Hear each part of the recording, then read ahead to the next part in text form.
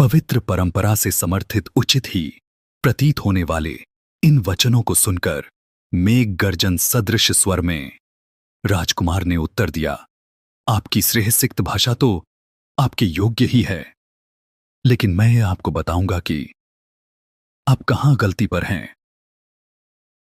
मैं इस संसार के विषयों की अवज्ञा नहीं करता। मैं जानता हूं कि सारा जगत इन्हीं में आसक्त है, लेकिन क्योंकि मैं जानता हूं कि सारा संसार अनित्य है, इसलिए मेरा मन उनमें रमण नहीं करता।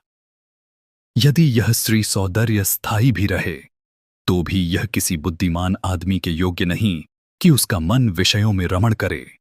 और जहां तक तुम कहते हो कि वे बड़े बड़े महात्मा भी विषयों के वशीभूत हुए हैं, तो वे इस विषय में प्रमाण नहीं हैं, क्योंकि अंत में वे भी क्षय को प्राप्त हुए।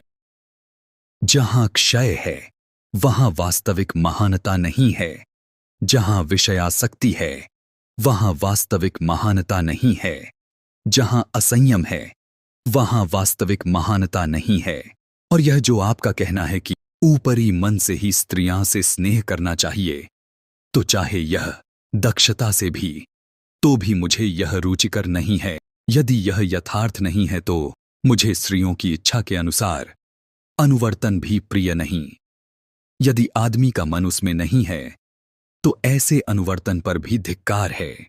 जहां राग का अतिशय है, जहां मिथ्यात्व में विश्वास है, जहां असीम आसक्ति है और जहां विषयों की सदोषता का यथार्थ दर्शन नहीं, ऐसी वंचना में भी क्या धरा है। और यदि राग के वशीभूत हुए प्राणी परस्पर एक दूसरे को ठगते हैं, तो क्या ऐसे पुरुष भी इस योग्य नहीं कि स्त्रियां उनकी ओर देखे तक नहीं, और क्या स्त्रियां भी इस योग्य नहीं कि पुरुष उनकी ओर देखें तक नहीं।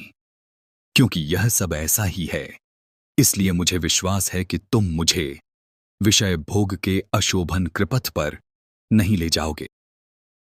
राजकुमार के सुनिश्चित दृढ़ संकल्प ने उदाई को निरुत्तर कर दिया।